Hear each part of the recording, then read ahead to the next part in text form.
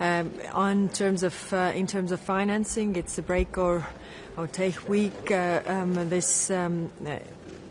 Topics that we have, the decisions that we have to make to support Ukraine, I think are very, very important.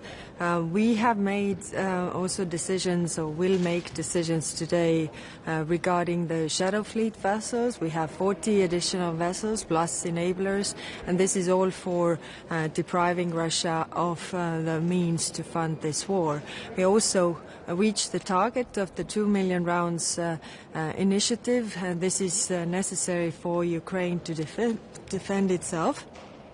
And then we have discussions. We have first for the breakfast, we have Armenia. Of course, Armenia have elections coming, and what can we do to help them? They have asked similar help to fight the foreign malign influence, like we granted to Moldova.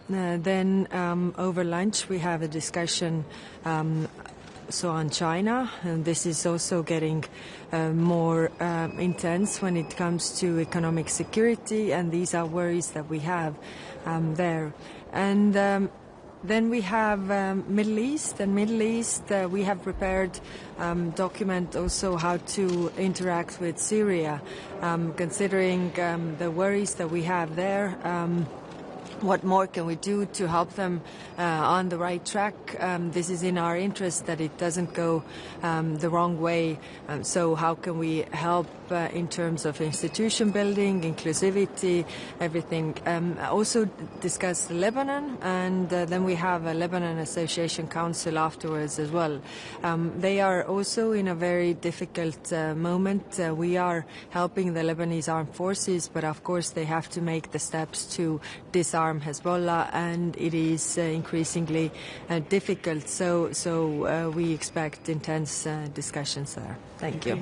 Ukraine gives up on NATO, High Representative. Can you provide the security guarantees it needs instead? Well, what we have to keep in mind is that why countries want to be in NATO is because they don't want Russia to invade them, to attack them. And that's why, Sweden and Finland joined NATO. That's why the Baltic states joined NATO, to have this defense umbrella, really. Now, if this is not in question, or this is out of the question, then we need to see what are the security guarantees that are tangible. They can't be, papers or promises. They have to be, real troops, real capabilities, so that Ukraine is able to defend itself. We have to understand that Donbas is not Putin's endgame.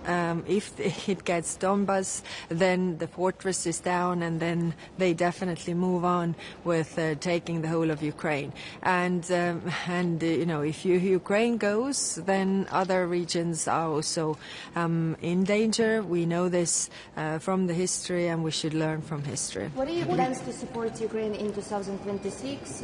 Military aid, and diplomatic? Yes, like I said, this is really a very important week for financing questions. We have different options on the table, and they will be discussed in the leaders' meeting on Thursday. What President Costa has said, we will not leave the meeting before we get result, before we get the decision on the funding for Ukraine. The most credible option is the reparations loan, and this is what we are working on. We are not there yet, and it is increasingly difficult, but we're doing the work. We still have some days. Do you think that Ukraine is any closer to peace than it was for years? In these 4 years, like Americans said that Ukraine is now closer than ever before. Well, of course, the peace efforts that have been made are hugely welcomed, but it is also clear that we want to peace that lasts, ceasefire that lasts, and also sustainable peace. And for sustainable peace, there shouldn't be any appeasement of the aggressor. Again, if aggression is rewarded, we will see more of it. We have seen this in the history, and that is extremely important. And there has to be also also accountability for the crimes committed. Madam Callas, on Belarus release more than 100 prisoners in exchange, the United States took off sanctions. Is there any signs that the United States, for example, asks for the European Union to do the same on Belarus? Well, these are European Union decisions, and we are, taking into account our strategic objectives, which is really to put the pressure on the aggressor and the enablers, and that's why we have the sanctions in place. So this is our policy. Commissioner, what do you make of the statement of the weekend? So Italy, Bulgaria, Malta supporting Belgium's calls for alternatives to reparation, and Czechia also came out and supported Belgium's views there. I mean, is the reparations loan idea losing momentum in your view? It is difficult, of course, as we know, different pressure from different sides. But we also need to be very, very clear-eyed. The other options are not really flying. We have tried that before. If you think about even, I think it was 2 years ago when I proposed the Eurobonds, it didn't fly because you need everybody on board. A reparations loan we can do with the QMV. Reparations loan is based on the Russian frozen assets. That means it doesn't come from our taxpayers' money, which is also important. And it also sends a clear signal that if you do all this damage to another country, you have to pay for the reparations. So. Of course we have the QMV decision, but without Belgium I think it would be increasingly, it wouldn't be very easy because they have the majority of the assets, and I think it's important that they are on board whatever we do. What I want to say is that, of course, some countries in Europe are more used to the threats presented by Russia than others, and I want to tell you that these are only threats. If we keep united, we are much stronger, and these are just threats that Russia is posing, even what we have seen before. So I really want all of us to have clear head. Do we get the same first before the war when the Americans are giving security guarantees to Russia, especially that the talks now is about stopping NATO from extending? Yeah, again, I mean, we have to be really clear-eyed. We have one aggressor and one victim, and the one that needs security guarantees is Ukraine, not Russia. Like I've said, in the last 100 years, Russia has attacked at least 19 countries, some as many as 3 or 4 times. None of those countries has ever attacked Russia, so they don't need any security guarantees. The security guarantees are needed for everybody else. Thank you very much. Syria, just one more.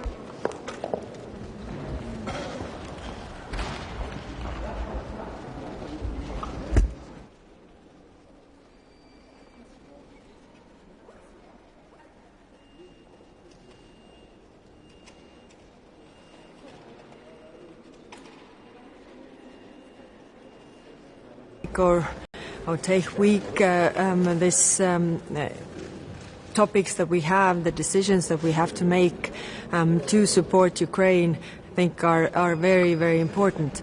We have made also decisions, or will make decisions today regarding the shadow fleet vessels. We have 40 additional vessels plus enablers, and this is all for... This FAC meeting is really important for Lithuania. So we expect that colleagues, ministers will agree, and the Council will pass the additional criteria for the Belarusian sanctions regime.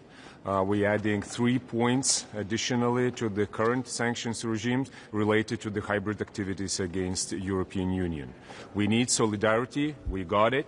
We need now united action. We are acting in this way today. And I'm really looking forward into expanding the sanctions regime on Belarus if those hybrid activities continue against us. So politically united and then also fast in the decisions. This is the recipe for the future and prevention from the activities against the EU as we were suffering already. Only when we are united, dictators step back. On Ukraine, we have to move fast. Before Christmas, we have to achieve in two directions good results. That is the reparation loan and the EU membership. On both of these tracks, last week we had good progress, and we really congratulated. The one that was in Lviv, and also the Council's decision on freezing the assets for a longer period of time. Now we have to move forward with finances for Ukraine, and the reparation loan is not the major and the best, but the only option how we can mobilize finances for Ukraine's need. And we know how many billions they need for defense efforts and also for macro-financial stability. Second, on the EU membership, we have to also move forward till the end of this year. If we cannot open the 6 clusters that are already screened by European Commission, we have to set the date politically within the European Council when it is the date for Ukraine's membership in EU, and it has to be even faster than 2030. Otherwise, we are not giving credible cards for Ukraine in these negotiations that are ongoing. These are 2 cards that Europe can and must provide to Ukraine: membership and finances, reparation loan. Taking into account that Moldova and Ukraine are always going hand in hand, does this mean that the EU membership for Ukraine applies for Moldova as well, and every step of the way as well applies to Moldova? We cannot expect each and every step in the future that will be synchronized. But the very opening of the negotiation, opening of the clusters, of course we want it to be synchronized and it to happen together. When we cannot achieve this, the political process is still ongoing, as it was last week in Lviv, as it is in the upcoming days also for Moldova. So we are moving forward anyways. But now we have to speed up, because negotiations are not waiting for us. Minister, do you think that Ukraine is now any closer to peace as American side states several times? Of course, we have all big hopes and expectations that this time this will be the real move forward, but we all understand where the problem is. And it's not about Ukraine. Ukraine is ready back from March 2025 when Ukraine agreed with unconditional ceasefire. The problem is Putin. And the problem is Russia's position. So if this time Americans can achieve the result with Russians, not so much with Ukrainians, because we know that that all the leadership of Ukraine wants to achieve the ceasefire, then the long-lasting, credible peace. So then we can expect that this will be the move forward. Otherwise, we will be wasting American diplomacy's time and our time. We have to put pressure on Russia. That's why Europe must work already now on 20th package. We cannot stop. We cannot stop, pause, and then wait what will happen. No, we have to proceed. If Ukraine does give up on NATO membership, can Europe provide the security guarantees instead? One of the security guarantees that we can provide, that is the EU membership. That is the really big one. Another one, of course, is the activities of coalition of the willing. But at the end of the day, knowing that the potential adversary, and now is the current aggressor against Ukraine, is the nuclear power. So we can trust only those security guarantees that are provided by also nuclear power with the extended nuclear deterrence. Otherwise, it won't work. As Ukrainians are telling us already, and I believe in it, we don't need another Budapest memorandum. We need something credible. So when I hear that that will be Article 5-alike security guarantees, that is what we need. That is the guarantee that not only conventionally, but with all other strategic capabilities, there will be the power that is backstopping and guaranteeing the security. So if it is on the table, that is a good sign. And this will be quality-wise a bit different thing. The third element of the security guarantees, that is the financial security, the macro-financial security, and understanding that Ukrainian conventional forces will be the ones that will deter Russian conventional forces. They will need the support, and the support can be and must be provided by Europe. Have you discussed this with your British or French colleagues, the idea of a nuclear backstop? We are not considering from the European side these options, and of course we see it within the Ukraine and American discussions. So I can only comment on the very idea that there will be the Article 5-alike guarantees. So that would be credible. As it is within NATO, we all understand that deterrence works till nuclear extended deterrence is effective. Otherwise, we saw a Russian nuclear coercion that was used against the West, against the Ukrainians. All the threats that were coming from Russia back in 2022 with the potential use of tactical nuclear weapon. So we cannot we cannot set it to the side and only rely on conventional forces, thinking about potential scenarios in the future. Yeah, thank you. Yeah. What are your plans to support Ukraine in 2026 in a military case and diplomatic way? From Lithuania, that was the only line in our budget for the next year that was passed without any additional discussion and then without the political battle on it. That was support to Ukraine. 0.25% of our GDP for the next year will go for the security and defense needs of Ukraine, as it is this year, as it was previous year, as it will be in 2027 and 10 years onwards. So that is what we need. But we see that within Europe, there are more talks than money on the table.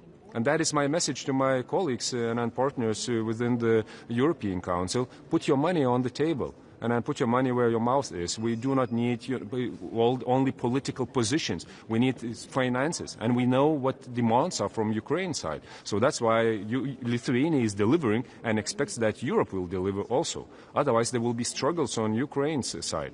On the diplomatic way, of course, we are supporting the very fundamental principles of international law that are paramount for Lithuania. That is territorial integrity, sovereignty. And I hope that all of us, once again, will conclude this within the Council today. Thank you. I'm very happy that the accession process or membership will play guarantees to Russia, especially that the talks now is about stopping NATO from extending? Yeah, again, I mean, we have to be... We cannot set it to the side and only rely on conventional forces, thinking about potential scenarios in the future. Good morning. So today I will attend the Foreign Affairs Council on the topic of Ukraine. The pace of peace negotiations has accelerated, and this is good. It is good because we see the development, and I'm also very happy that the accession process of Ukraine will play a crucial role. We see the membership of the Ukraine in the European Union as a political anchor of the security guarantees, and this is important for Ukraine, and it is also important for the European Union. In order to be able to do this, we have to go on with the reforms, and we are doing this. Last week, the European Commission has gotten from the Member State important direction, and we can go on the technical level in the clusters 1, 2, and 6. The only way that we can secure peace and prosperity in Ukraine is that we go on with the accession process, and this is exactly what we are doing right now. That are paramount for Lithuania. That is territorial integrity, sovereignty. And I hope that all of us, once again, will conclude this within the Council today. This is not a time for the speculations. I'm very happy that the accession process or membership will play or is playing a role in the peace negotiations, but we have to see what will come out at the end. What is important is that through the accession process we can make Ukraine more prosperous, more stable, more democratic, and this is the most important part, not just because of the Ukraine but also for the European Union, making Ukraine stronger. It's also important for the European security. And I'm happy that the enlargement process is playing a big role, as it has played in the past 40 years. Whenever there were important events in the history, we could have a good answer through the accession process, and I'm sure this will happen this time again. Allow me to ask you this question. We know that all this started when Russia started to stop other nations from joining the partnership agreements. Do you think they will be silent watching Ukraine joining the EU? Do you think that they will not raise another kind of vetoes You're right. You know, the conflict between Russia and Ukraine didn't start with the war in 2022. It started when Ukraine decided to go its European way with deep and comprehensive free trade agreement. That's why it is important what we hear, that the accession process is a part, or a membership of Ukraine and the EU is a part of the peace negotiations. So in this respect, apparently what we are doing now is exactly that nobody is opposing the membership of Ukraine in the EU, and this is great. Madam Post, starting without actually opening the negotiations clusters, the negotiations with the Ukraine, does this mean that this applies to Moldova as well? Can we expect anytime soon a decision in this regard? It will happen today, yes, indeed. So today we will have a meeting to get the orientation. So what we need as the European Commission is getting the orientation or direction what we can do. Indeed, for opening officially, we would need EU27 decision, which we don't have. But it doesn't mean that we cannot do what is right. And the right thing is to go on with the technical part of the negotiations. And this is what we got the green light last week in Lviv for Ukraine. And hopefully this is what is planned for today. We will get it for Moldova. Can EU membership really provide the same kind of security guarantees? Sorry, can EU membership really provide the same kind of security guarantees that Ukraine needs? Say if it gives up on NATO membership, can the EU provide something similar? Indeed, I'm speaking about the political anchor of the security guarantees, not guarantees on general. But for the political part, the EU membership of Ukraine for sure will contribute for the safety, for the prosperity, and actually for secure Europe. Also. So yes, indeed, the EU membership is playing a crucial role for what is happening now in the peace negotiations. Commissioner, also, you know, I'm from Georgian independent media. You know, Georgia not online now today, but Georgian people still wants to be part of European Union. What we should expect from the EU meeting on the final conclusions, and how do you see what should be next, or how can Georgia return to this path regarding Georgian dreams, repressive laws, and like actions against people and protesters as opposition parties? The conclusions will be done in the Council, so I cannot speak about this. But you know the recommendations and conclusions from the enlargement report. And in this enlargement report, we say that Georgia has backsliding as no other country. So if we expect, the country wants to move further on the European path, they have to do it differently. This is for the government. And of course, we will further on supporting the civil society and independent media, because this is very much important, not just to give hope to the people, but also to tell the government that it is not right if they don't consider what the people want. And speaking about Georgia, I really, really hope that with the support of your people, the Georgian authorities, the government will come back on the European path. But of course, it is in their hands. Commissioner, what should be Ukraine's priorities in terms of fighting corruption? Can you tell more about this new 10-step plan? Yes, so I'm very happy that we have the European Commission and Ukraine, we have adopted a special 10 points priority plan. So I would say it is nothing new, but we have set the priorities, what needs to be done in 1 year from now on. And there are many points, like, for instance, securing independence of NABU and SAPO, going on with the appointing of vetted judges, and so on. So I'm very happy we could agree on these 10 points. This is also very much important. Why? We are in the time that we have provided the money to Ukraine. The reconstruction will not be possible without the private money, without the companies. In order to be able to get enough interest from the private companies to invest in Ukraine, to take part of the reconstruction, we definitely need a secure environment, kind of legal certainties, and this can only happen if the companies, everybody will believe that Ukraine is safe to invest. And the anti-corruption measures are exactly doing, not just, but are doing this. Commissioner, one more question about Ukraine. I understand this is a matter of discussion. You will discuss it today, but I'm confident that you have some points in your minds how to do this accession by 2027 for Ukraine. Could you clarify what exactly will you discuss today? For the time being, I can't tell more, but what is important is that Ukraine can go on with doing the reforms. And this is the most important part. You know, it is not just about the accession process. It is how Ukraine can be more prosperous, more democratic, and more safe. And the accession process is enabling all this. We are really working hard, as you have seen.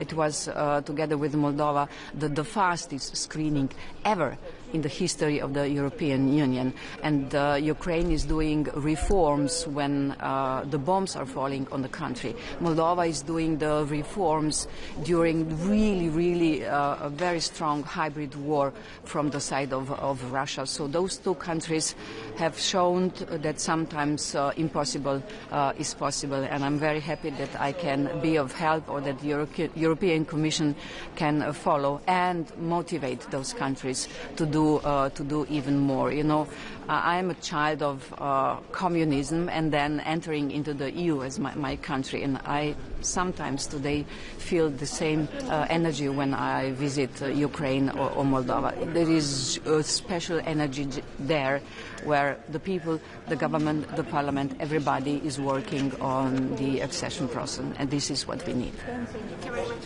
Thank you. Have a nice day, ladies. Ir mus tiesiogiai liečiančios aktualios Baltarusijos paleisti kaliniai, galime sakyti turbūt mainais už Jungtinių Amerikos valstijų sankcijų trąšoms nuėmimą. Ar ES, Lietuva sulaukia kažkokių signalų iš partnerių Amerikoje, tikintis, kad padarysime tą patį? Jungtinės Amerikos valstijos konsultavosi su Lietuva, kalbėjomės tiek apie kalinius, tačiau ne apie patį procesą ir ką suvereniai Jungtinės Amerikos valstijos ketina daryti ar daro konkrečiai Baltarusijos atžvilgiu. Čia labai yra svarbu suprasti, kad tai yra dvišalis klausimas. Kaip kad Jungtinės Amerikos valstijos įvedė sankcijas 21 metais kalio trąšoms pagrindinėms įmonėms be ES. ES beveik metus užtruko ir tik tai prasidėjus pilno masto agresijai prieš Ukrainą, kai įvedė tokio pobūdžio sankcijas. Tai taip ir nuima Jungtinės Amerikos valstijos sankcijos, taip pat vadovaudamasi savo vertinimu ir savo kriterijais. Tai čia yra labai svarbu. JAV ką daro, tai yra atsieta nuo ES. Kalbant apie politinius kalinius, žinoma, kad mes kalbėjomės ir kalbėsime su Jungtinėmis Amerikos valstybėmis, akcentuodami tai, kad tai negali būti prekyba žmonėmis realiai, tai turi būti negrįžtantys procesai ir tas, man atrodo, yra akcentuota ne kartą ir Jungtinių Amerikos valstijų pozicijoje, kad tos, kurios sankcijos buvo sušvelnintos, jos gali būti to jau pat gražintos, jeigu situacija keičiasi, ir turim kalbėti apie visus politinius kalinius. Nes vis dar virš 1000 yra pripažintų, o kiek dar yra nepripažintų politiniais kaliniais Baltarusijos kalėjimuose šiuo metu. Todėl mums yra labai svarbu, kad šitas procesas būtų tikrai baigtinis, dėl to mes sveikinam JAV diplomatijos pastangas tą linkme. Jeigu tai yra tik tai viena dalis ir tai yra tai žinoma, kad tai nieko negali tenkinti, nes matome, kad tempai iš Baltarusijos pusės pririnkti naujų kalinių su fiktyviais pagrindais, juos įkalinti, laikyti baisiomis sąlygomis, tebe vyksta. Tai mes turėtume tai nutraukti. Iš mūsų pusės mes tikrai džiaugiamės ir dėkojame Jungtinėm Amerikos valstijom, kad 2 Lietuvos piliečiai grįžo į Lietuvą ir galėjo susijungti su savo artimaisiais. Bet ar tai keičia kažkaip Lietuvos laikyseną, kad jokių būdų to trąšų tranzito vis tiek neleisti, o galbūt jau pradėti svarstyti leisti, tik kokiamis sąlygomis? Ar ES, esate tikras, kad vasarį pratęs tas sankcijas Baltarusijai, nes dabar jos galioja iki vasario mėnesio? Lietuva neįvedė Baltarusijai sankcijų. Čia tas yra labai svarbu. ES įvedė Baltarusijai sankcijas 22 metais, prasidėjus pilnos apimties invazijai prieš Ukrainą. Pagrindai, kuriais buvo įvestos sankcijos, ne tik šios, bet ir kitos sektorinės sankcijos, jos nėra išnykusios. Nėra išnykę. Tai reiškia ir tolimesni žmogaus teisų pažeidinėjimai, represijos, pagalba Rusijai įvairiose veiklose, tiek vykdyti karinę kampaniją, tiek prisidėti prie pagrobtų vaikų reindokrinacijos ir panašiai. Dėl to mes pirmiausia turim kalbėti apie pagrindus, priežastis ir tik tada galime svarstyti, ar jie pasikeitė ar nepasikeitė tie pagrindai ir tada ar mūsų veiksmai toliau turėtų būti tęsti sankcijas ar ne. Aš šiuo metu nematau jokių pasikeitusių pagrindų ir priežasčių, kodėl jos turėtų būti peržiūrėtos. Galų gale šiandieną, ko tikiuosi, tai kad ministrai pritars išplėstam kriterijų sąrašų, kada Baltarusijai yra taikomos sankcijos. Tai Lietuvos siūlymo yra traukti papildomi 3 kriterijai susiję su kritinės infrastruktūros trikdymu, su atakomis prieš kritinę infrastruktūrą, taip pat už priešišką propagandą, dezinformaciją ir turėdami šitos jau pagrindus galėsime kalbėti apie individualias ir sektorinės sankcijas. Gali būti, kad mes Baltarusijos režimų nekeičiant savo elgesio, mes būsime skirtingos ir greičiuose, ir galbūt ne šiek tiek kryptise su Jungtinėmis Amerikos valstijomis. Mes taip pat girdėjome savaitgalį, kad Baltarusija Amerikai pažadėjo pristabdyti, išspręsti balionų klausimą ir tuo pačiu girdėjome ir socialdemokratų lyderių pareiškimą, kad tai yra premjerės Ingos Ruginienės diplomatijos nuopelnas. Ar jūs irgi matytume tai premjerės nuopelnų, kiek čia jūsų nuopelno? Aš manau, kad tai, kiek aš visą laiką ir akcentuodavau, kai veikiame kolektyviai ir kolegialiai, kaip sprendimai yra priimami, derinami veiksmus, tai kiekvieną savo lauke, apimtyje įgaliojimų tos veiksmus ir darėme. Ir tai, kad vyriausybė veikė, aš tą galiu ir patvirtinti. Rezultatus, kai jau matysime lentelėse ir danguje, galėsime tada tikrai užsifiksuoti. Taip, tikrai turiu įvertinti premjerės indėlį, įsitraukimą, tiek planuojant veiksmus, tiek juos įgyvendinant, tiek darant susitikimus. Tai čia yra akivaizdu. Iš mūsų pusės visas diplomatinis aparatas dirbo tiek čia, Briuselėje, tiek Vašingtone, susitikimus turėjome, tiek konsultacijose dėl prieš tai buvusių kontaktų su Baltarusijos režimu, tiek šituo metu tikrai intensyviai. Tiek pristatant pačią problematiką, kodėl tai yra hibridinė ataka, kaip tai veikia kombinuotai drauge su vilkikų sulaikymu, kokį spaudimą Lietuva patiria ir galų gale dar kartą akcentuojant, čia yra NATO oro erdvė. Tai nėra vien tik tai Lietuvos ir Baltarusijos klausimas. Dėl to tai tapo NATO Baltarusijos klausimu, dėl Lietuvos pozicijos. Tai tapo ES Baltarusijos klausimu šiandien, kai patvirtinsime papildomus kriterijus. Ir aš tikrai džiaugiuosi, kad tai tapo JAV ir Baltarusijos klausimu. Ir kad tai buvo diskutuota, kai buvo išsakytas toks pažadas. Man tai leidžia tikėtis, kad iš Baltarusijos pusės nebus bandoma testuotis, o ką tai reiškia savo pažadų nesilaikyti ir tampyti diplomatinius nervus kitai pusėje. Mindaugas Sinkevičius taip pat, kalbėdamas apie paleistus Baltarusijos kalinius, kalbėjo, kad dviveidiška yra džiaugtis tais paleistaisiais, iš tikrųjų nesistengus to daryti, o tik fotografuojantis vėliau. Turint omenyje, kad jūs vasarą fotografavotės su kai kuriais paleistais kaliniais, ar jūs įskaitote čia kritiką jum? O ne, apie tai net nepagalvojau. Tai dėl paleistos Lietuvos pilietės ir kai vasarą mes pagaliau jo sulaukėme Lietuvoje, tai tas nuoširdus džiaugsmas buvo ne vienos institucijos. Aš ir tada ir dėkojau Lietuvos diplomatams nebe pagrindo, tarnyboms dėkojau nebe pagrindo ir žinoma Jungtinėms Amerikos valstijoms. Kaip ir šiandien aš galiu džiaugtis, kad 2 Lietuvos piliečiai buvo paleisti iš Baltarusijos. Ir taip pat ten yra ir Lietuvos diplomatų indėlis, akcentuojant ir sudarant sąlygas įtraukti juos į JAV ir Baltarusijos pokalbius. Tai dėl to aš nesusieju šitų dalykų ir aš turiu manymą, kad ne apie tai čia buvo kalbėta.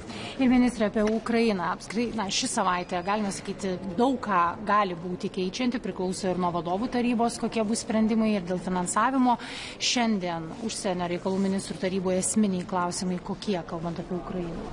Apie Ukrainą tikrai kalbėsime, kur šiuo metu yra dėrybos. Prie mūsų prisijungs Ukrainos užsienio reikalų ministras Andrejus Sybiha ir tikiuosi išgirsti, kaip pavyko vakar procesas Berlyne, kaip jisai tęsi šiandien, ko mes galime tikėti šią savaitę. Ši savaitė yra ypatingai svarbi. Ketvirtadienį turėsime Europos vadovų tarybą, kur aš labai norėčiau pamatyti stiprias išvadas dėl ES plėtros. Mes turime uždėti aišku įsipareigojimą dėl Ukrainos narystės ES. Kitas svarbus aspektas, kaip mes šią savaitę pajudėsime su reparacijų paskolų. Nes pinigai Ukrainai yra labai svarbu. Ukrainai politinė korta ir taip pat svarbus yra Europos bilietas prie stalo derantis dėl tolimesnės taikos. Tai bus svarbu Ukrainos temoje. Taip pat kalbėsime apie artimuosius rytus, ir kur esame su Sirija. Turiu tam tikrų nuogastavimų, kad ne visi lūkesčiai, o ypač tie, kuriuos Lietuva akcentavo, yra išpildyti. Ta prasme, aš matau, kad striginėjimai yra iš Sirijos pusės ir turėsime kalbėtis, kaip tai yra susijęs su ES laikysena, su parama Sirijai, su sankcijų nuėmimu Sirijos režimui, nes turime tai balansuoti. ES turi interesų ir turi turėti įrankius juos apginti. Taip pat šiandien bus svarbios temos susijusios su ES strateginiais ryšiais su kitomis pasaulio šalimis, su Kinija, tiek kiek susijęs su mūsų prekybos saugumu ir bendrai saugumu globaliai. Tai taip, kad yra tikrai svarbi taryba prieš pat Europos vadovų tarybą, ir prieš išsijungiant keliom savaitėm ES institucijoms kalėdų periodų, bet pagal tai, kas vyksta, aš nematau, kad čia bus ramių dienų. Mes girdėjome Volodymyrą Zelenskį sakant, kad Ukraina yra pasiruošusi atsisakyti noro tapti NATO nare, jeigu gaus europiečių, Jungtinių valstijų, G7 saugumo garantijas lygias NATO 5 straipsniui. Kai mes matome, kaip kinta Jungtinių valstijų laikysena Ukrainos atžvilgių ir kartais kyla klausimas, ar tikrai Amerika Ukrainos pusėje, kokias saugumo garantijas Europa turėtų pažadėti Ukrainai, kad ji jaustųsi saugiai iš tikrųjų ir kiek jos būtų tvirtos? Tai, ką gali duoti Europa, tai narystė Europos Sąjungoje.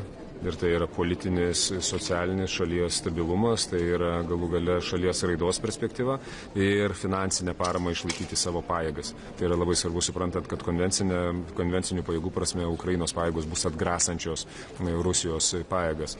Kitosgi garantijos ir apie ką ir šneka Ukrainos pusė, kaip kad 5 straipsnis, tai reiškia tik vieną, kad už to stovi didžiulis ginkluotės arsenalas, strateginių pajėgumų arsenalas, branduolinis arsenalas, kurį turi Jungtinės Amerikos valstijos. Be to mes negalim čia net nieko lyginti su 5 straipsniu. 5 straipsnis tai nesolidarumas. 5 straipsnis reiškia priimtas sprendimas ir įsijungia didžiuliai planai ir įsijungia didžiuliai pajėgumai su milžiniška ugnies ir naikinimo gale. Tai reiškia 5 straipsnis. Jeigu to nėra, tai yra bla straipsnis ir tokių galime prirašyti labai daug. Dėl to aš visiškai sutinku, kad čia yra esmė. Esmė, kas garantuos Ukrainai saugumą. Aš jau nekalbu apie visus kitus dalykus. Europa be Jungtinių valstijų to saugumo? Negali ir čia nereikia įsivaizduoti, kad norinčių koalicija galėtų kažką tai užtikrinti. 3 brigados, 4 brigados, tebūnie 10 brigadų. Čia ne apie tai eina kalba. Ukraina jų turės nedaugiau. Čia yra visi kiti įgalintojai. Tai yra ir žvalgybiniai pajėgumai, tai yra tolimo poveikio efektoriai, ginkluotė ir panašiai. Aš jau nekalbu apie branduolinius. Minister, we see a rising frustration in the Baltic states, Minister. We see a rising frustration in the Baltic states. We see that EU warning that Russia will be rewarded. Do you think that this is what's happening? And do you think that you can really do something in this crucial point for diplomacy to stop this from happening? Of course we can, and that is what is happening right now, and we're doing, meaning that diplomacy is working. And now ongoing talks and negotiations, what concerns at least the Ukraine side, of course they are destined to provide the result. But the problem is not there. The problem is Russia, and that is why what concerns Russia, it's not only diplomacy that should help us. That's also pressure on Russia that we saw was very effective, and that's sanctions. That's why I'm calling for the 20th package of sanctions being prepared already right now, because we have to proceed further. We cannot expect and build our strategy on hope that Putin somehow will change his position. He won't. Sorry, Minister, very quick question again about Georgia. You know, for Georgia's people, it's very important. How do you estimate more and more repressive laws against the public protests? Also, if you see the BBC investigative film that maybe probably Georgian Dream used chemical substance against protesters. So in this situation, how do you see recent developments and what will be like exit from this situation and position of your country? Now, what should you do? The exit of this situation is the one as we were calling for 1 year ago.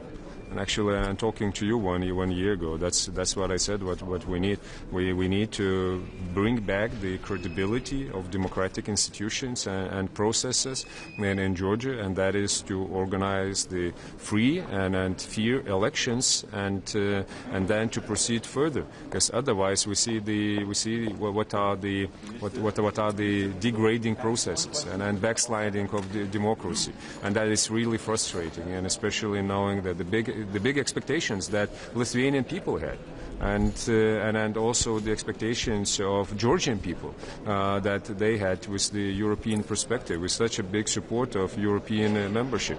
I'm still a believer in the European future of Georgia, but of course it doesn't match the current situation and the measures that the current regime is applying against the political opposition and protesters. It's absolutely unacceptable, and I'm really frustrated to see the trend. So for the next year, I hope that we will continue with our support what concerns civil society and organizations in Georgia, and I really hope that the Georgian regime will change its position and also review strategically where Georgia belongs.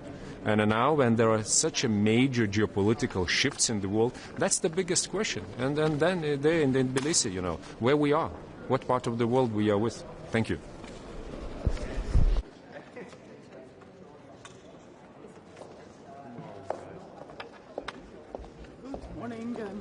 Baiva Braža, Latvian Foreign Minister, and it's good to be back at the EU Foreign Affairs Council with a very intensive agenda in front of us.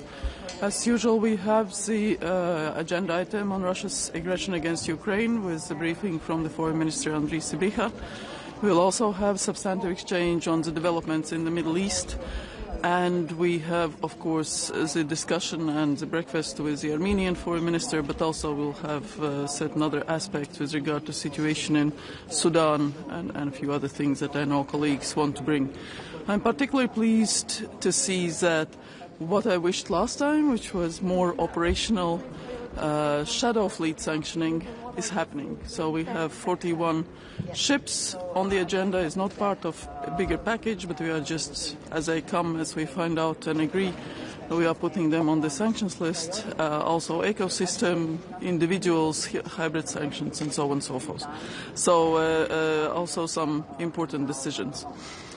And then I just completed a 10-day trip. I was in the US, Cyprus, and Middle East, and indeed all the attention is on achieving peace in Ukraine. And from our perspective, from the Latvian perspective, I want to be very clear, we will not recognize occupied territories as Russian.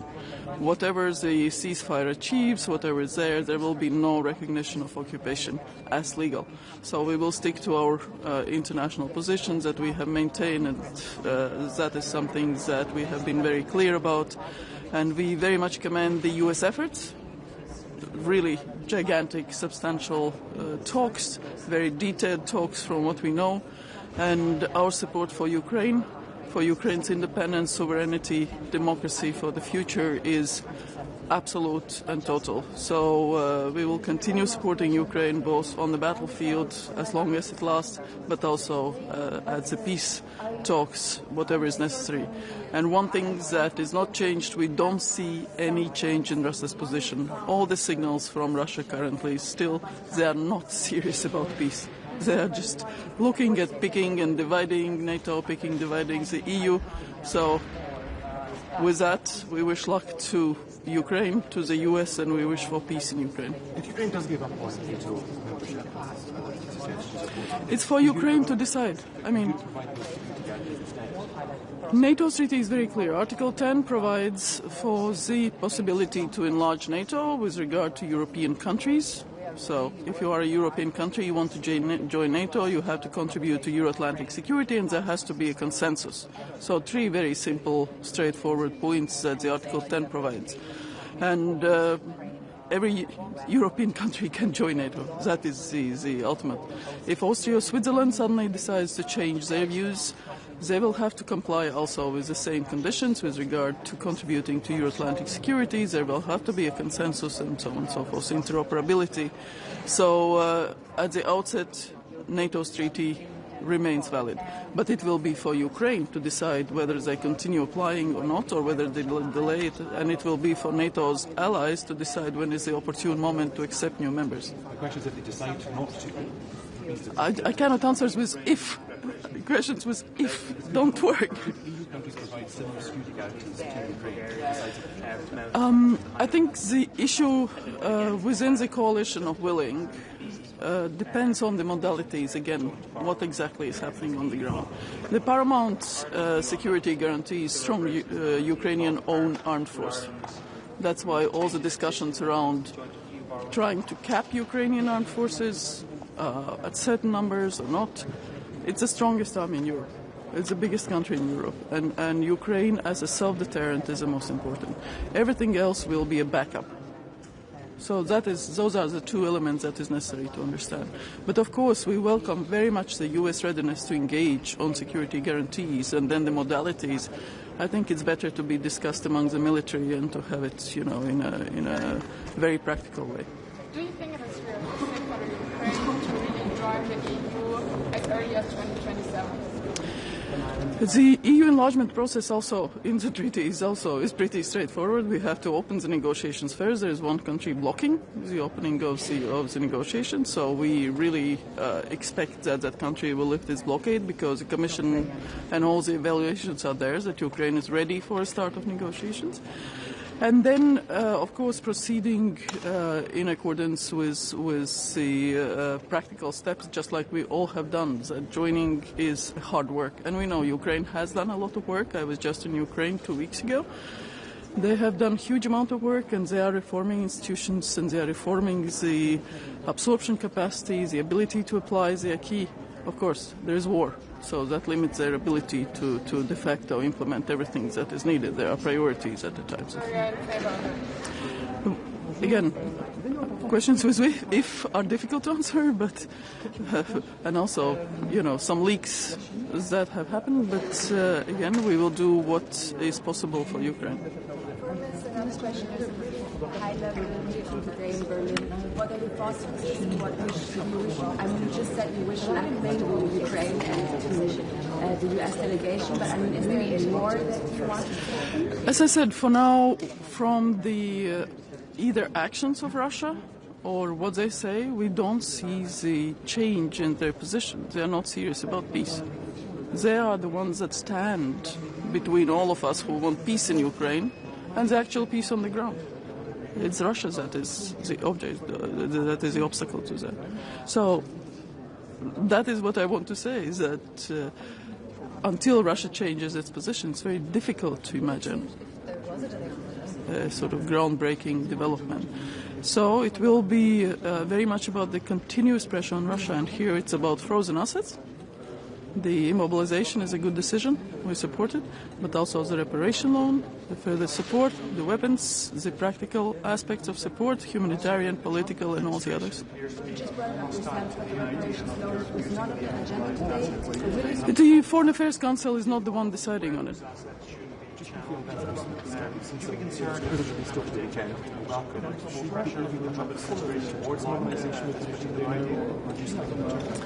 The regime hasn't changed, but again, also on this occasion, we very much welcome the ability to welcome back those that have been unjustly politically imprisoned. And that concerns both, there was a Latvian citizen, but also the Belarusian oppositioners, but also we very much welcome the return of Ukrainian citizens that we saw happening. Thank you. So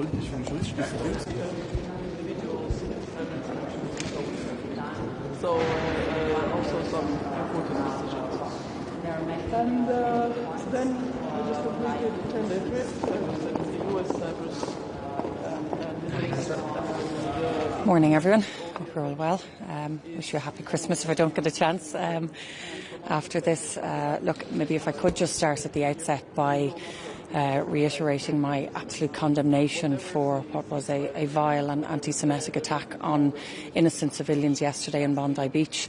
I want to offer my sincerest condolences to all of the families who've been impacted and to the entire Jewish community. I'm very conscious of the impact that this will have on many members of the community, not least at home in Ireland. And I want to say in the strongest words possible, we utterly condemn what was a vile and anti-Semitic attack, and we must do everything that we can to push back on this type of anti-Semitism and hatred and violence across the world. Of course, busy agenda today as well for the FAC, starting our conversation this morning on the Middle East, where we'll be given an update by the Special Envoy.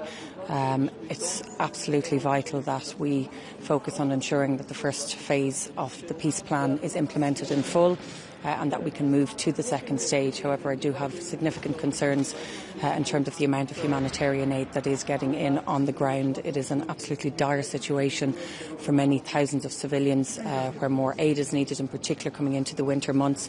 And so this morning, with a number of colleagues, I've written to the High Representative to highlight the need for Europe to do more to unblock what has been put in place, a block preventing the number of trucks that need to go in from getting in, but also the type of aid and the amount of aid that is needed.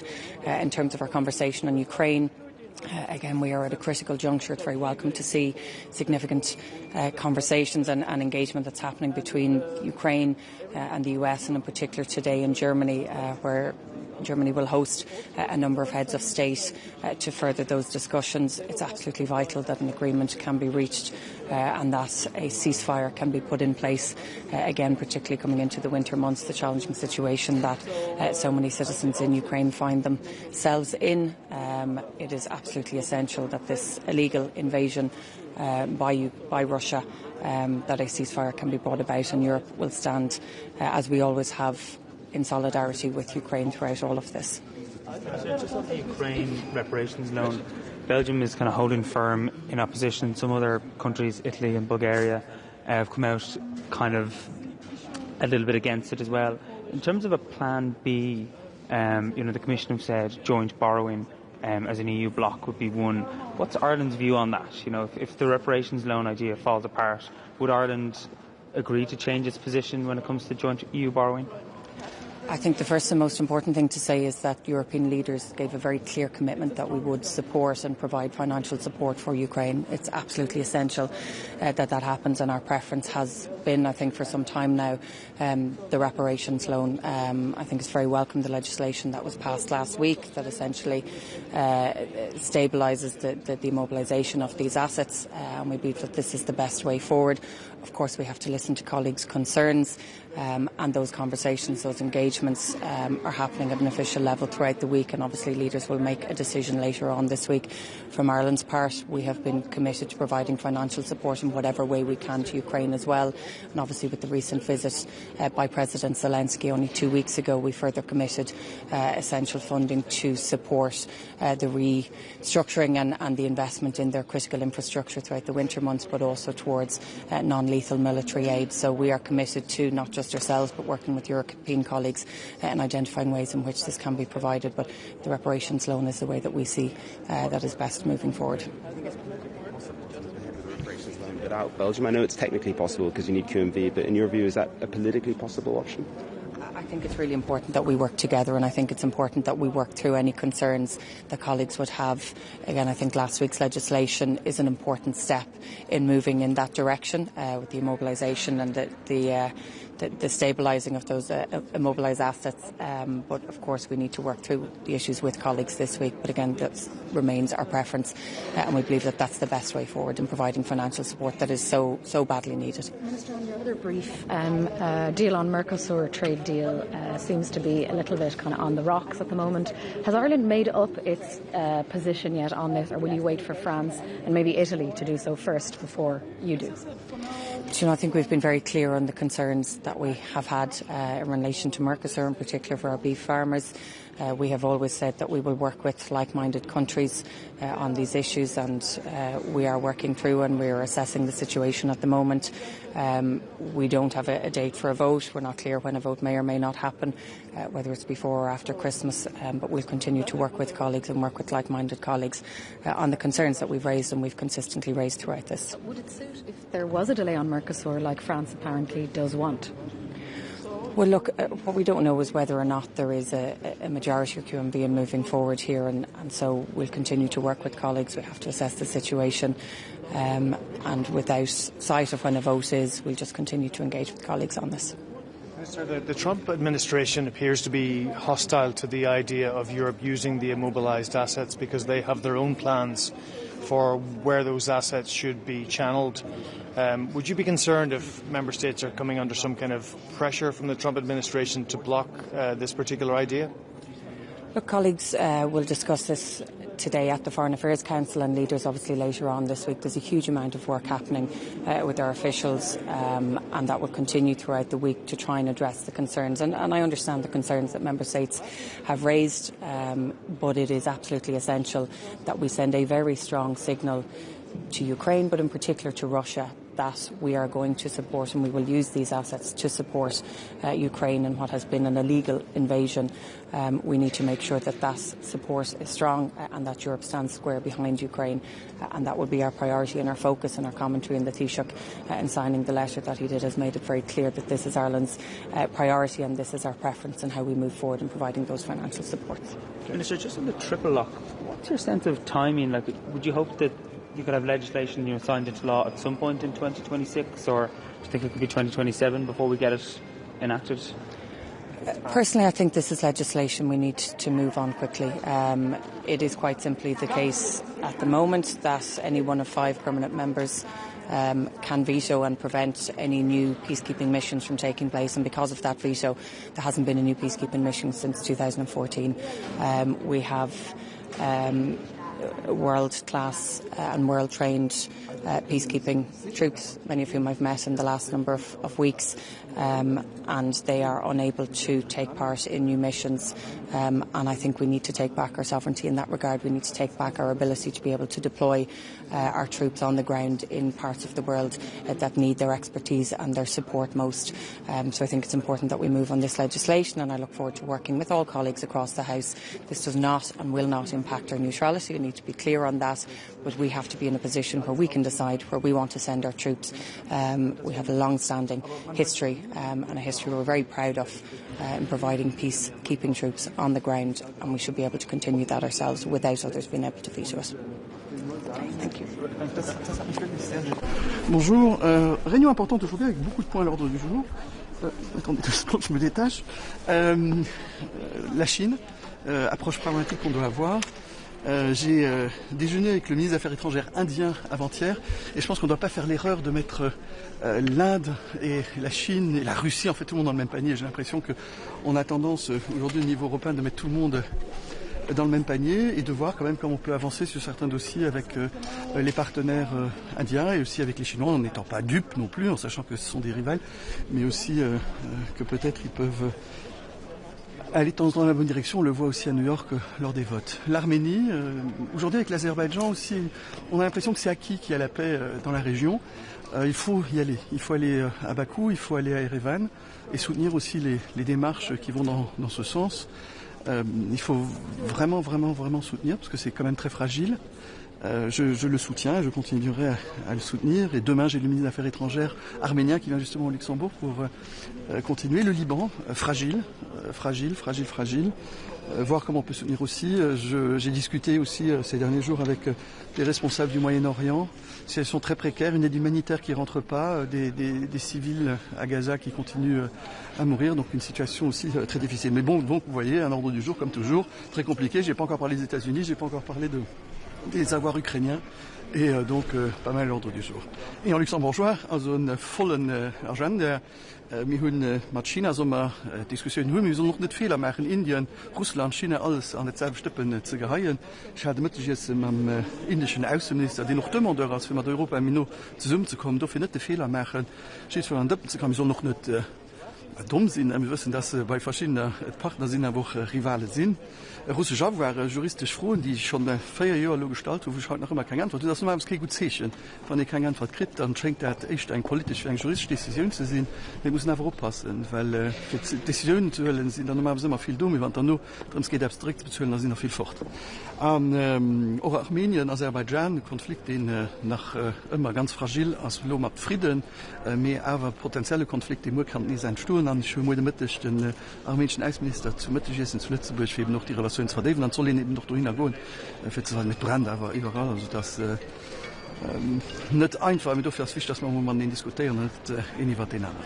Voilà, merci. Herr Bettel, eine Frage auf Deutsch, können Sie ganz kurz.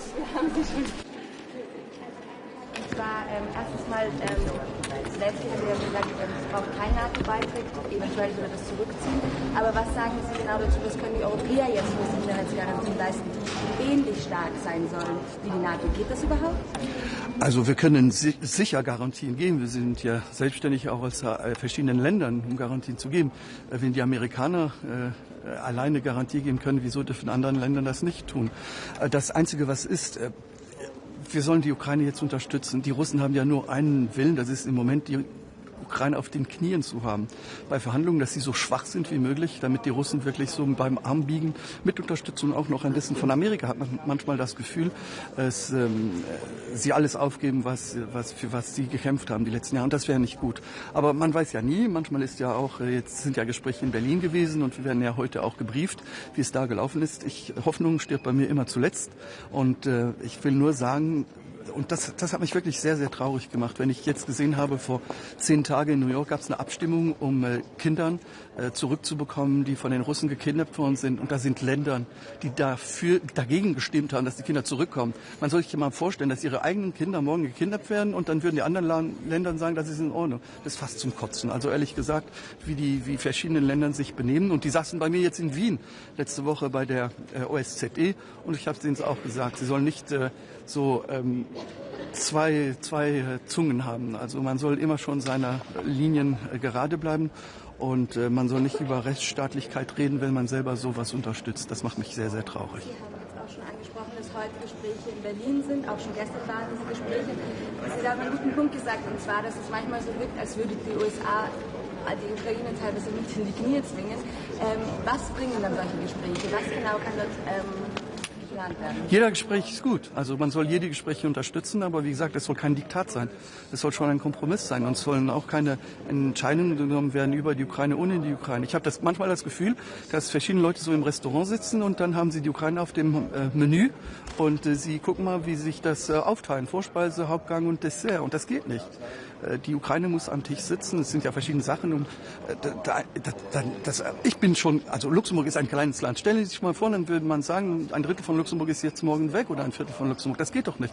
Wir haben internationalen Gesetzgebungen und ich habe nur das Gefühl, dass wir wirklich uns wieder konzentrieren müssen, was es ist. Ich bin ein kleines Land.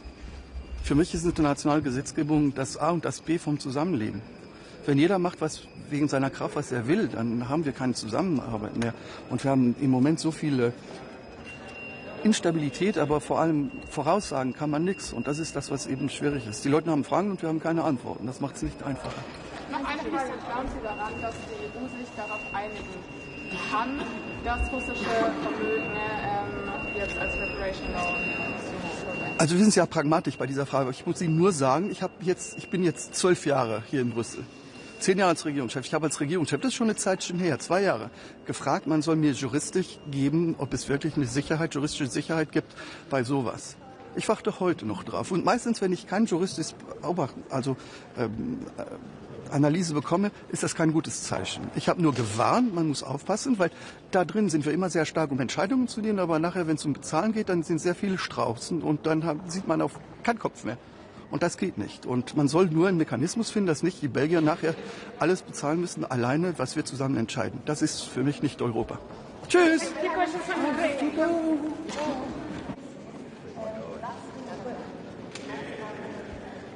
So good morning to everyone. We start reviewing progress 1 year after the fall of Assad's regime. Then we will also address how to help the implementation of the peace plan for Gaza. And then we will also consider our overall relations with China. Finally, we will discuss how to step up our support to Ukraine even further. Thank you.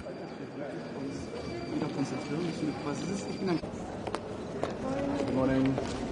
Good morning. It is an important day today in Brussels as we have the last meeting of Ministers of Foreign Affairs, and especially for Romania as a country on the eastern flank. This is a very important week as my president is flying to the summit in Helsinki, and we're going to have the council focused on security guarantees at the end of the week. So for us, obviously, advancement towards the peace negotiations and the security guarantees for Ukraine are extremely important. It is very important that we focus together on the security guarantees for the Black Sea as well, and we have a special focus for the flow of the Danube in the Black Sea, as that is very important for the commercial flows in the future as well, and we need to pay close attention to the Serpent Island, for example. We welcome the discussions today with Armenia, with Lebanon, on the situation in the Middle East. Romania is committed to continue contributing towards reconstruction and a stable peace. We have just finished another humanitarian flight in a European Union mechanism together with other countries to be able to allow for patients from the Gaza Strip to have access to oncological treatment across Europe and in Romania. And we will continue to be involved in the conversations with both countries and the international community to contribute to a stable situation there.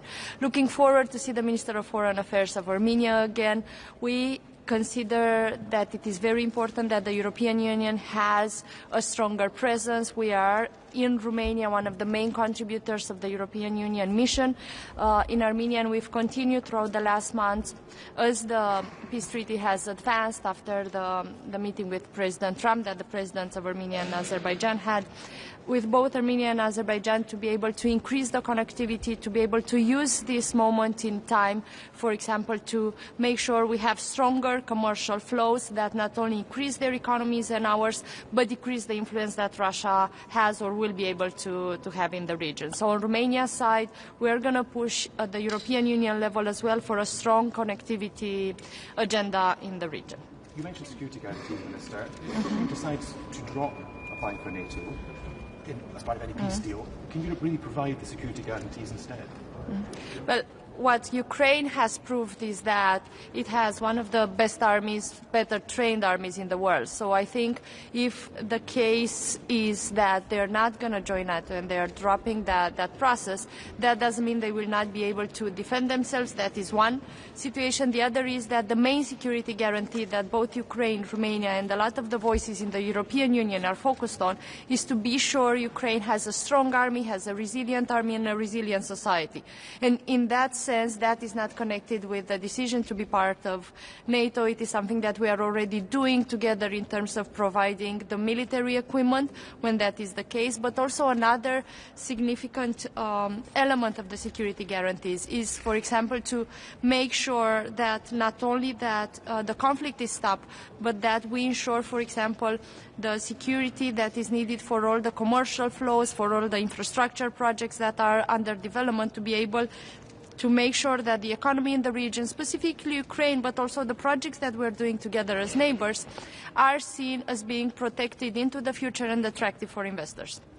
How do you think, is Ukraine now any closer to peace than in 4 years before that? Because this is what the American side keeps stating, that Ukraine is closer to peace. We think it's extremely important that we're now advancing towards a peace agreement, and here the role of the United States has been absolutely instrumental.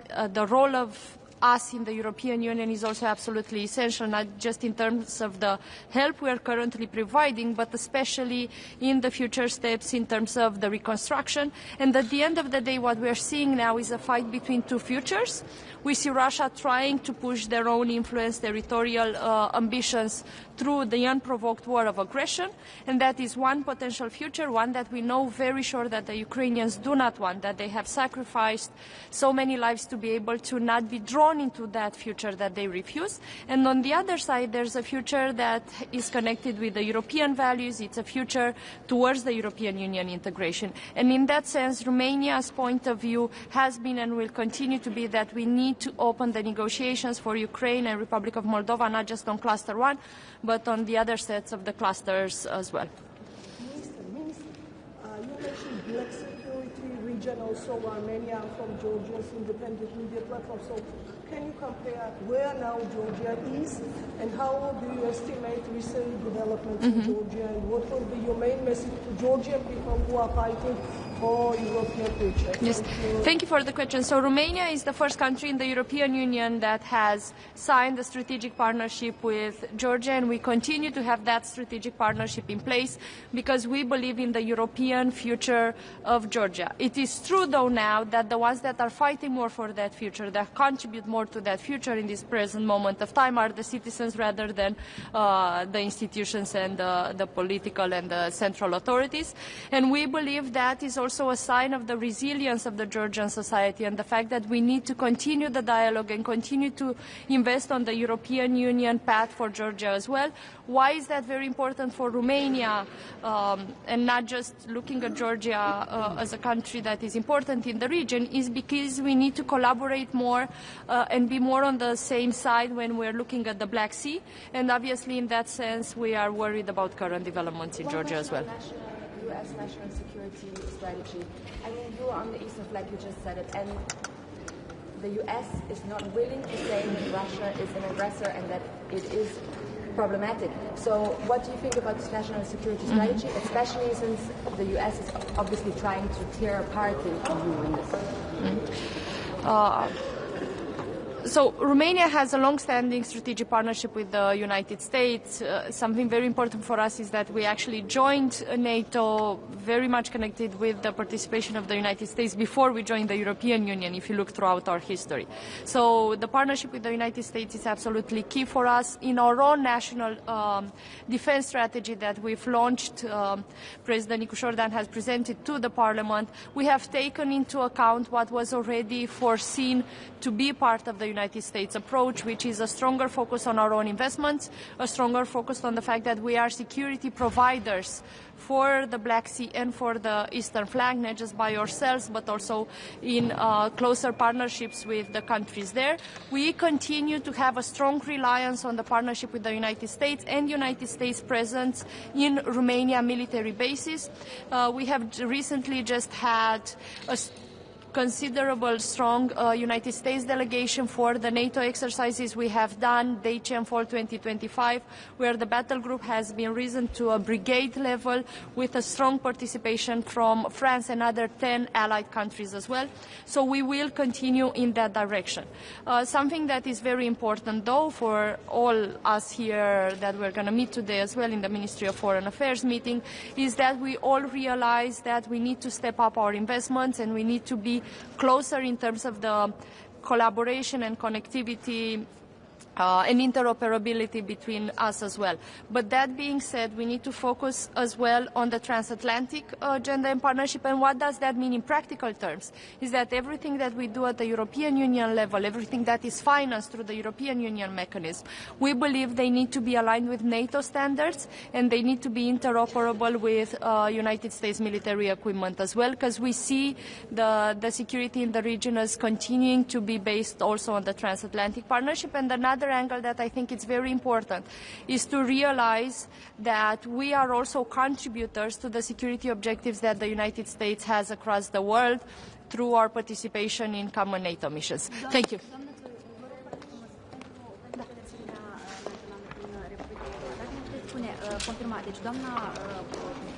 Doamna Cost ne-a confirmat deja a fost Cu referire la deschiderea neoficială a negocierilor cu Ucraina.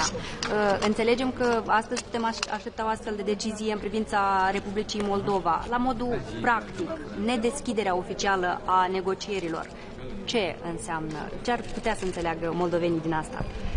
Așa cum știți, noi, România, suntem un ambasador și un avocat puternic al faptului că Republica Moldova și-a îndeplinit și își îndeplinește cu o viteză uluitoare, demnă de admirație, mare parte din criteriile tehnice și eforturile de reformă necesare pentru a avansa în negocieri pe clusterele de aderare. Poziția noastră este că nu trebuie deschis doar clusterul 1, ci se pot deschide mai multe negocierile pe mai multe clustere în același timp, pentru că există deja progres, există deja un efort puternic în această direcție și sigur că și noi suntem pregătiți să susținem cu echipe mixte acolo unde se poate, din propriile noastre lecții, din propria noastră experiență, atât la nivel instituțional, cât și la nivelul societății civile, care este deja de multă vreme implicată în parteneriate și în efortul comun de preaderare.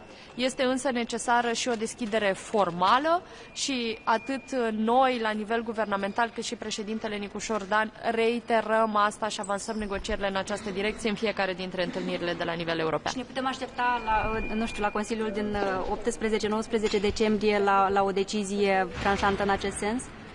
Este pe agenda Consiliului și din discuțiile pe care le avem noi putem să fim optimiști. Însă până nu se ajunge la finalul Consiliului cu votul final, nu putem să estimăm până la capăt care va fi decizia finală, însă este cât se poate de clar că nu doar România, ci foarte mulți din prietenii Moldovei de la nivel european facem în aceste zile eforturi diplomatice ca să deblocăm negocieri. Mulțumesc! Minister, quickly, do you think that the ceasefire in Ukraine can start in the Black Sea as a first stage?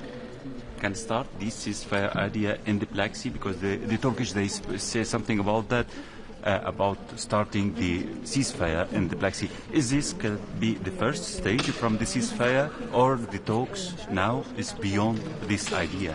There have been incidents in the Black Sea, and if we look a couple of months ago, we have seen incidents, for example, on the Danube itself, but they have been isolated incidents. The Black Sea continues to be rather safe. When we speak about security guarantees, we are focused a lot on the future and what might happen once we have a ceasefire on the territories, what that might happen in terms of making sure there are no more potential challenges in the Black Sea. But the Black Sea itself is not the one where the most attacks or where the most risks are happening now. It is rather a focus on the negotiations to have a ceasefire on the ground, because that is where we see an incredible loss of lives of young people on both sides of the conflict, actually, and Russia as well should be responsible for its own citizens and stop the bloodshed and the sacrifices they do in terms of thousands, with absolutely no end in sight in terms of potential victory. So a ceasefire is absolutely essential. The place where that needs to take place is essentially everywhere, but if there's an order of territories where that should happen, it should start with the places where most of the lives are lost and that have a more strategic Thank you.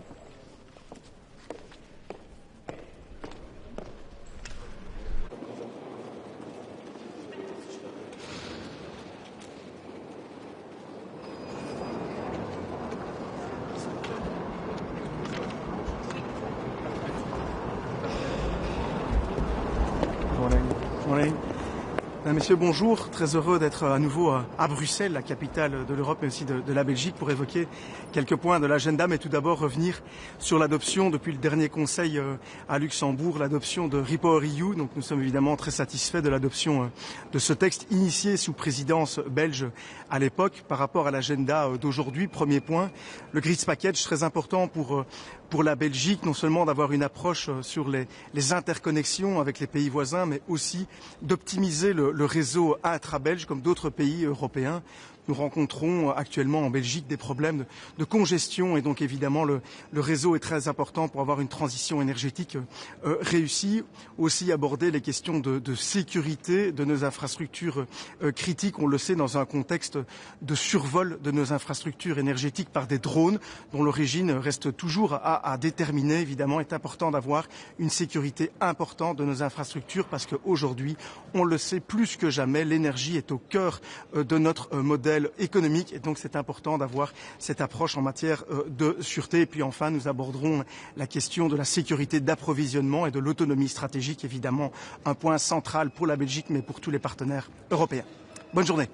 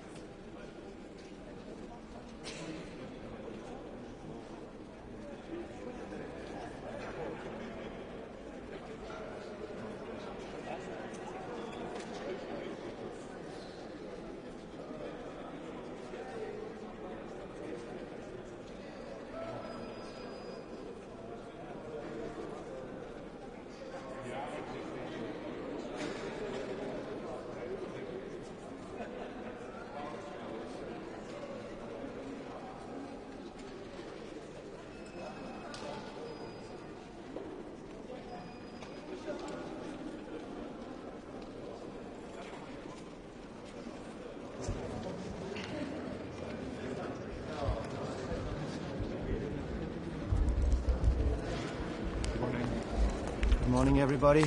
So, we have a very important meeting today. First and foremost, of course, we will discuss how to best implement the extremely important agreement that was reached recently, which means that we will now finally ban the import of Russian gas. This is a very, very clear signal to Russia, to Putin. We will no longer let you blackmail our countries. We will no longer keep indirectly helping to finance the terrible war in Ukraine. We will also today discuss a next very big and important step in the European Union to facilitate and improve our energy union, which is to secure that we have the grids necessary, the physical infrastructure necessary. Right now, unfortunately, we are not coordinated enough, therefore we're not connected enough. It's like if you imagine making a jigsaw puzzle without looking at the picture on the box. It's difficult, it's not rational, it's not the way to do it. So what the Commission proposes is that we have more top-down planning so that the EU makes the scenarios, makes the planning, and of course also help financially support interconnectors, support the cross-border connections that we need. This is absolutely necessary for us to lower our prices on energy in Europe. It's necessary for our independence, and obviously it's also necessary for us to decarbonize our economy. Commissioner. Okay. Would you have an update on the Commission's plans to phase out Russian oil? Like when are those proposals coming, and how have your initial talks been with Hungary and Slovakia? Early next year we will put forward also a legislative proposal to ban the remaining oil. This is of course also very important, even though of course we import more gas than oil now. Still we want to get completely rid of our import of Russian energy. But that will happen early next year. TSOs have already started their sectoral planning approach, and member states are expected to do so today. It's an unprecedented sort of grasp of power over grid planning in Europe. Do you think you're going too far? I think actually we will get a lot of support for this new approach. I've spoken to many ministers, many TSOs, many NGOs, many members of the European Parliament, and everybody agrees that there is one thing that we are lacking today, and that is better planning of how our energy system should look in the future. If we do not connect better than today, we risk losing tremendous amounts of electricity due to curtailment, and we know for a fact that the rollout of nuclear energy and renewable energy that we will need in the years to come will also need a huge expansion in our grids. Final question? You're obviously the Energy Council, but we're talking about security guarantees. In terms of energy, what more can the EU do to guarantee the security supply of energy for Ukraine? We are in a good place in Europe with regards to our energy security, but we need to decarbonize our economy whilst getting the energy prices down at the same time. This means that business as usual will not stand. We do need to deploy far more renewables than we're doing today. Last year we deployed 78 gigawatts of new renewables. That was a record. This year we'll break that record again and deploy 89. So all of that is good news. But if we look at the projections, we need even more. So there's a need to step up. And that's also why we propose from the Commission side that in the next MFF we spend 5 times more money on CEF energy. So just under 6 billion in the present MFF, and in the next long-term budget, just under 30 billion. That is a lot of money that should help spark this process. Can you talk a little bit about what you're putting on the table with regard to methane later on in the AOB, and what kind of response you expect from the US on that? So the European methane regulation is extremely important. The emissions that we have, methane emissions, are one of the biggest contributors to climate change. We have in Europe, as I think world leaders in this area, decided to really tackle this problem. That of course will stand. We are also very well aware that there are problems with the implementation, both in Europe but also in other countries around the world. And we take these challenges, of course, serious, and we will help, as we always do from the Commission side, making sure that we can implement this. But we will not change the legislation. We are very proud of this legislation. Thank you. Commissioner, just one question, Commissioner, concerning the energy side and what role can play in the peace talks with Ukraine. We hear the American side start talking again about Russia cooperating with the EU, possibly with energy concept. Yeah. So we just recently made a very important agreement in the European Union in which we ban the import of Russian gas. This also means that since we're not speaking about a sanction, this is a ban that will stand also in the future. So even after peace, Europe will not repeat the mistake that we have done in the past, which is to make ourselves dependent on Russian gas. Thank you.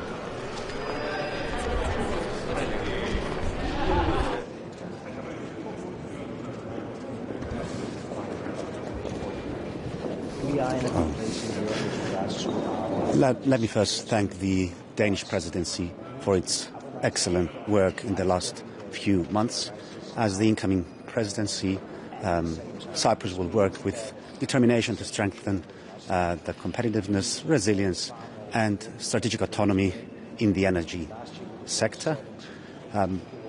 It is vital to lower energy prices for our people, and we do believe that this is central to competitiveness, so the EU grids package is essential and central in progressing.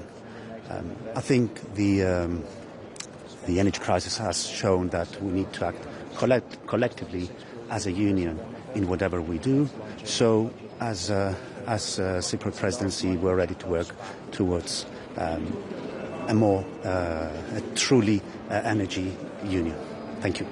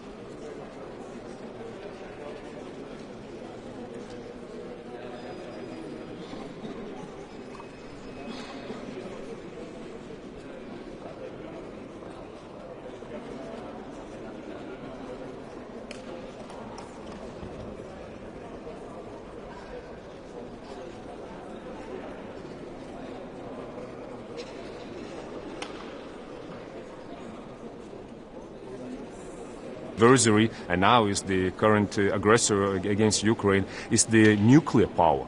So we can trust only those security guarantees that are provided by also nuclear power, with the extended nuclear deterrent. Otherwise, it won't work.